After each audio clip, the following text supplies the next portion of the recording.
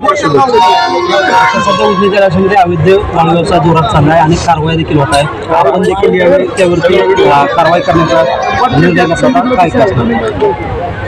या ठिकाणी वाळू उपसा बेकायदेशीर चालू आहे, त्याच्या संदर्भात मी सूचना तर दिलेल्या आहेत, पण मी एकच आपल्याला सांगेन, थांबा आणि पहा।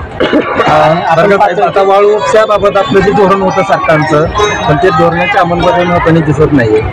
मी या संदर्भात एवढंच सांगितलंय, थांबा आणि पहा, तुम्हाला लवकरच त्याच्यावरचं चित्र स्पष्ट होताना दिसेल। आता आपण पाहतो की आता करमाळा तालुक्यामध्ये खड्डे बुजवण्याचे काम चालू आहे, अनेक ठिकाणी निकृष्ट दर्जाचं काम चालू आहे, याकडे बांधकाम विभाग दुर्लक्ष करतंय। आपली काय कारवाई करणार आहे? मुळातच त्याची माहिती घ्यायला लागेल आणि तशा पद्धतीने जर निकृष्ट दर्जाचे रस्ते झाले असतील आणि मुदत संपायच्या आत जर त्याला खड्डे पडले असतील तर संबंधित कॉन्ट्रॅक्टरने तसं नोटीस देऊन त्याच्यावर कारवाई निश्चितपणे केली जाईल आणि इथून पुढे भविष्यात चांगल्या पद्धतीचे रस्ते व्हावे या संदर्भात शासन स्तरावरनं खूप काम चालू आहे आणि आता भविष्यात तर आम्ही सगळे रस्ते कॉन्क्रीटचे करण्याचा निर्णय घेतोय। आता डांबर हा विषय थोडा बाजूला ठेवून कॉन्क्रीटचे रस्ते करण्याचा निर्णय घेतला आहे आणि खूप चांगले रस्ते भविष्यात होतील, पण याच्या संदर्भात आपण सांगितलं त्या संदर्भात नक्की आपण माहिती घेऊन कारवाई करू। जिल्ह्याच्या वेळेचे जे निवडणुकीचे तुमचे बॅनर होते, दादांचा असेल तुमचा असेल,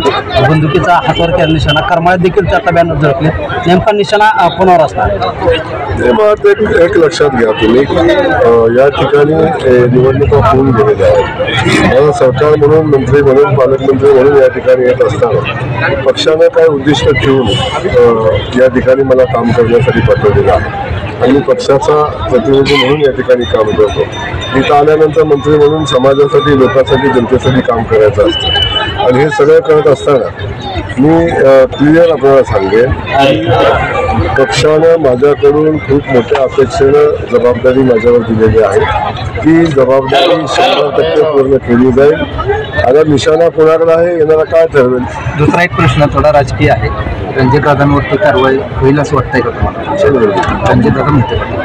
रणजितदादा मोहिते पाटील एवढ्या उत्तम सोहळ्यासाठी आपण आलो, इथं आपण नवविवाहित जोडप्यांना शुभेच्छा देण्यासाठी आलो, अशा वेळी या विषयाची चर्चा व्हावी असं मला वाटत नाही। जातेगाव टेंभुर्णीचा एक रस्ता माजी खासदार निंबाळकर साहेबांनी त्याविषयी सुद्धा बैठक घेतली होती आणि बराच पाठपुरावा केला होता, परंतु अद्याप त्या रस्त्याचं म्हणजे कोणतंच काम नाही। मी तर आपल्या सगळ्यांना माहिती आहे की आदरणीय रणजितदादा नाईक निंबाळकर खासदार होते तेव्हा या मतदारसंघामध्ये ना भूतो ना भविष्यात असं काम झालं। पाण्याचं काम असेल, रस्त्याचं काम असेल आणि खास करून कार्यकर्त्यांना बळ देण्यासाठी त्यांनी प्रचंड ताकदीनं या मतदारसंघामध्ये काम केलेलं आहे आणि त्यांनी मंजूर केलेले काही रस्ते चालू झाले आणि काही रस्ते आता ते नसल्यामुळे थांबलेले आहेत। याही संदर्भात लोकांच्याही लक्षात येईल फरक, पण मी एवढं सांगेन की जे रस्ते, जे कामं आदरणीय रणजितदादांनी हातात घेतलेली होती ती पूर्णत्वाला जातील। आता दादा तर सोबत आहेत, पण जबाबदारी आमच्या सगळ्यांचीच आहे आणि ती पूर्ण करू। सतत अपघात, विलंब लागल्यामुळे त्या रस्त्यावर अपघात होईल, विनाकारण लोकांचे जीव जात आहे। हा प्रश्न गंभीर आहे, हा प्रश्न पण गंभीर आहे आणि रस्त्याच्या क्वालिटीबद्दल आपण इथंच नाही, जेव्हा ज्या ठिकाणी सोलापूर जिल्ह्यात जातोय त्या ठिकाणी चर्चा होते। मी या संदर्भात संबंधित सगळ्याच अधिकाऱ्यांची एकदा एक बैठक घेऊन त्यांना सक्त ताकीद आपण या निमित्तानं द्यावी लागेल आणि ते आपण देऊ आणि संबंधित जे खराब रस्ते करणारे कॉन्ट्रॅक्टर आहेत त्यांच्यावर कारवाई होईल आणि भविष्यात या तालुक्यामध्ये त्यांना काम करता येणार एवढं सांगू।